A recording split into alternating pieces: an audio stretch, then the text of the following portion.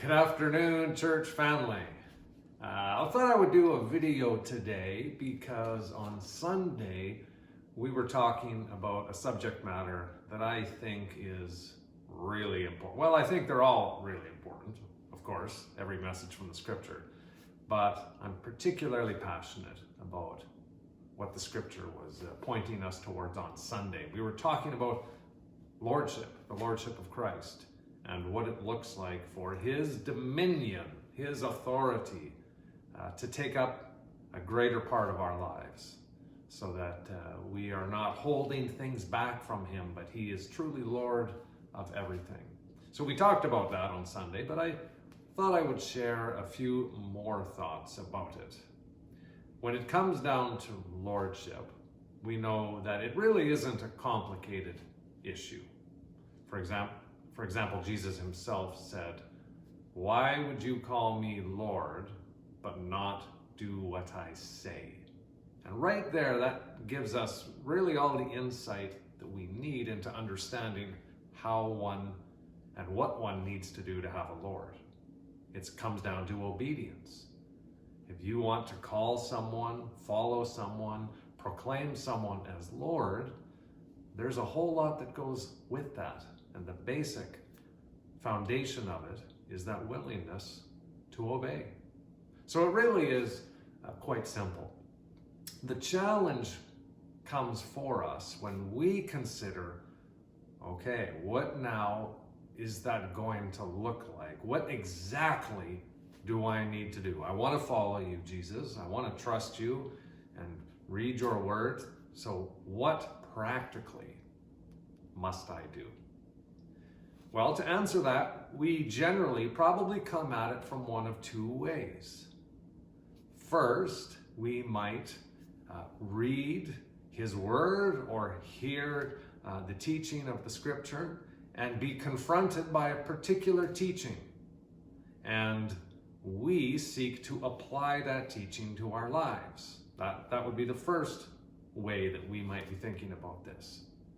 The second way might come less so from the teaching directly, but we might feel some general conviction in our lives about a specific issue.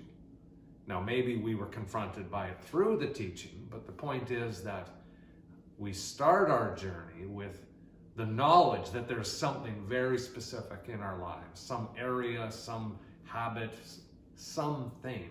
We know it's not right, and so we ask God, what do I do next? So whether it's a teaching, we say, oh, this is true, I know I should do this, or whether it's personal conviction, okay, Lord, now what next? Either approach requires the same next step if we are truly going to allow him to be Lord.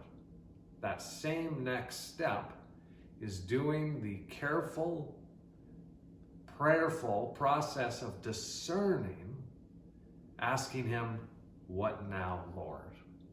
What would it look like to truly trust you and follow you? What actual step? Regardless of the approach we made through the scripture or through conviction of a personal issue, what is that next step? And that's what I've been really wrestling with since last week with this whole issue of how do we really get down to the heart of these issues in our lives? How do we truly see him take over as Lord? And I think the answer is, regardless of our approach there, the answer needs to, I believe, always come down to prayer. We need not just to do what we think is best, but we need to seek him and his counsel for how we should progress forward. One of my favorite verses on this, and I've shared it many times, is from Psalm 139, verse 23 and 24. This prayer where it says, "Search me, O God, and know my heart. Test me and know my hidden thoughts.